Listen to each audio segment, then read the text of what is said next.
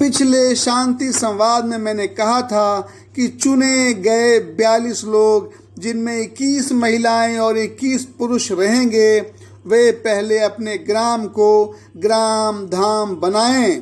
आपका यह प्रश्न हो सकता है कि मैं गांव या वार्ड पर इतना जोर क्यों दे रहा हूं। अब मेरा उत्तर सुने। रावण वध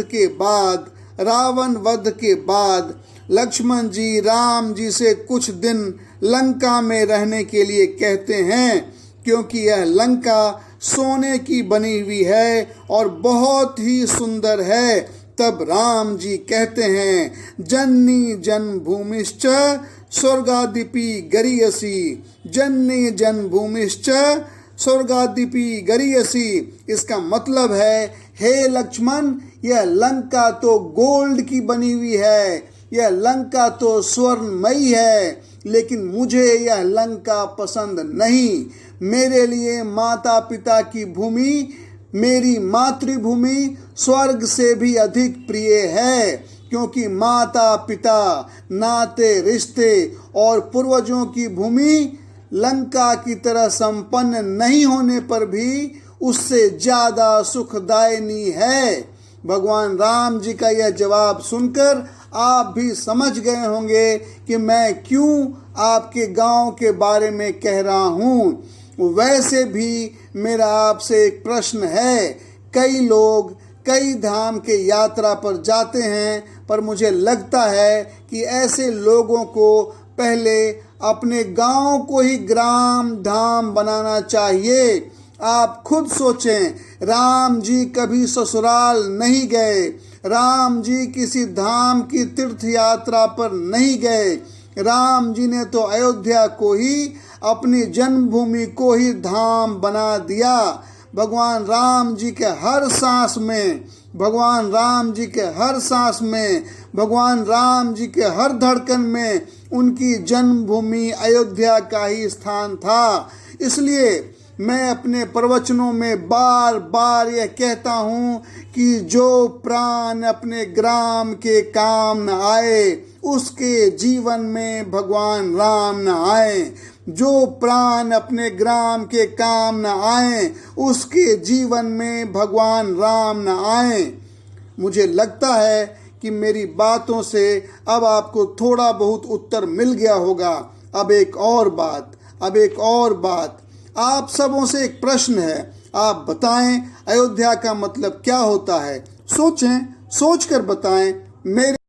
मेरे अनुसार अयोध्या का मतलब वह जगह जहां युद्ध नहीं हो। मतलब यह कि भगवान राम ने अयोध्या को बिना युद्ध की धरती बनाया। इसका मतलब है कि अयोध्या ऐसी जगह है जहां कोई लड़ाई झगड़ा नहीं होता। यही सबसे बड़ी बात है। आप कितने भी अमीर हों, लाखपति हों, करोड़पति हों, लेकिन आपके घर में झगड़ा होता है, लड़ाई होता है, तो सब बेकार है। इसलिए सबसे पहला काम यही होना चाहिए कि अपने ग्राम को लड़ाई झगड़ा मुक्त बनाएं। पर क्या यह आसान काम है? हाँ, बिल्कुल आसान है, बिल्कुल आसान है। आप भारत में महात्मा गांधी जी के काम करने का तरीका देखें।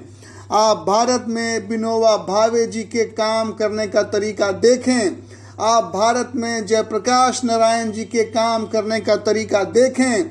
आप भारत में अन्ना हजारे जी के काम करने का तरीका देखें और यह जानने का प्रयास करें कि कैसे अन्ना हजारे जी ने अपने गांव रालेगंज सिद्धि में राम राज की स्थापना की है।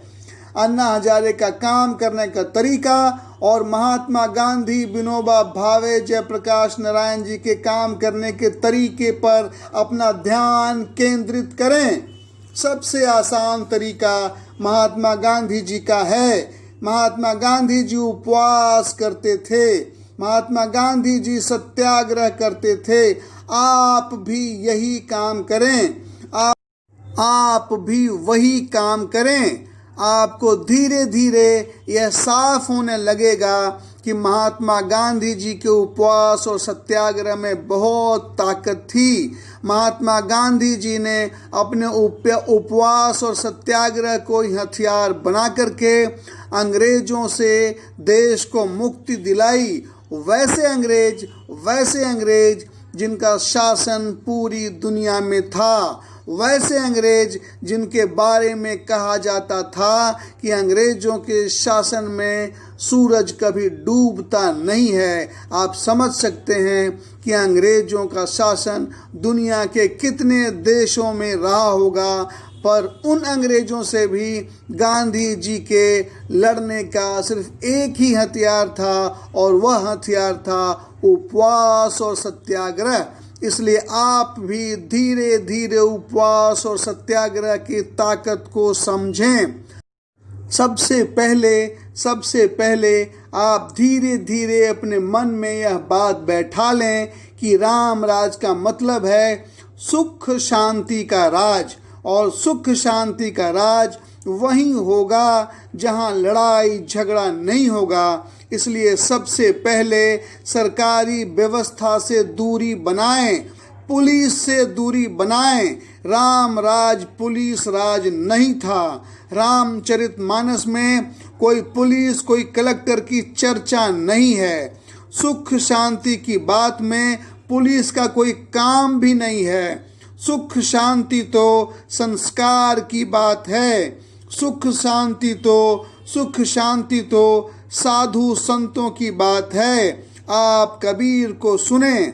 कबीर कहते हैं, पोथी पढ़ी पढ़ी जगमुआ, पंडित भया न कोय, ढाई अक्षर प्रेम का, पढ़े सो पंडित होए। कहने का मतलब है कि सुख शांति का रास्ता प्रेम का रास्ता है। अपने गांव में लड़ाई झगड़ा समाप्त करना है तो यह भी प्रेम के रास्ते से ही होना चाहिए। लड़ाई झगड़ा का अंत लड़ाई झगड़ा से नहीं होता। हर बात का अंत प्रेम से ही होता है, और यही रास्ता हम लोगों को महात्मा गांधी ने सिखाया है। इसलिए महात्मा गांधी के उपवास और सत्याग्रह के दिखाए गए मार्ग को ही अपनाया जाए। इसलिए महात्मा गांधी के उपवास और सत्याग्रह के दिखाए गए मार्ग को ही अपनाया जाए। मेरे अनुसार महात्मा गांधी का मार्ग ही उत्तम मार्ग है। मेरे अनुसार महात्मा गांधी का मार्ग ही उत्तम मार्ग है। आज आप सबों से इतना ही बात करके अब मैं अपने शांति संवाद को यहीं पे विराम देता हूँ। भाई पुरुषोत्तम का आप सभी स्नेहीजनों को स्नेह वंदन और हृदय से आलिंगन।